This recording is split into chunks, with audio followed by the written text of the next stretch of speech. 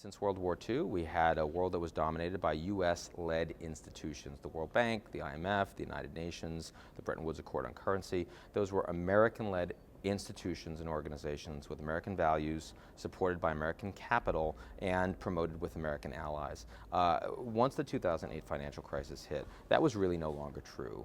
The world order is now much more diffuse. There are many more countries that are relevant. They're very different. They have different values, different priorities. They don't want to support those old institutions the way they did before, but they're not prepared to step up and provide leadership proactively for new institutions. And that creates what I call a G0, which is an absence of global leadership. And we see this play out on climate and on trade and in security and with the Eurozone crisis. And it is continuing to play out and causing both inefficiencies in the way that global capital moves, but also causing a lot more localized conflict, which causes a lot of bloodshed. Leadership will come from lots of places, but it won't be global. It'll be much more focused. It'll be coalitions of the willing. Some of those coalitions will be led by the United States. You see this on trade with the Trans-Pacific Partnership. Some of these will be led by other countries. You see the Chinese trying to develop their own trade organizations. You see the Russians trying to expand their own security organizations. You see informal leadership coming from Qatar, coming from Saudi Arabia, coming from Turkey, coming from Iran in the Middle East, but it's sectarian and divisive, and they fight each other, which is very problematic. The G0 for the Middle East is very bad indeed. In Asia, the US is playing more of a leadership role in security, but the Chinese are playing more of a leadership role on economics, and over time that creates more conflict as well. So it's much more complicated, and it's not global. In the case of Syria, you're really talking about sectarian conflict.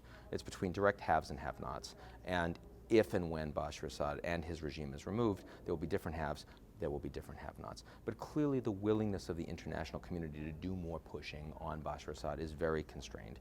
There's not appetite for putting troops on the ground. There's not appetite for engaging in no-fly zones and bombings like you saw in Libya. And there's a lot of appetite for countries like Russia and Iran to actually block such activities. I mean, Libya was easier because everyone hated Gaddafi. Right? I mean, he was literally kind of like the North Korea of North Africa and the Middle East. In the case of Syria, Bashar Assad has friends, and he also has tactical allies, and that makes it a lot harder.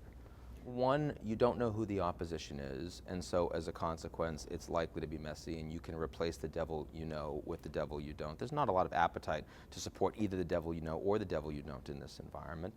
Number two, the fact that the Russians actually have strategic military bases on the ground in Syria, which they would lose if Bashar Assad goes. The Iranians are supportive of a Shia-led government, which they would lose if Bashar Assad loses, and as a consequence, others like the Saudis, the Turks would have more influence.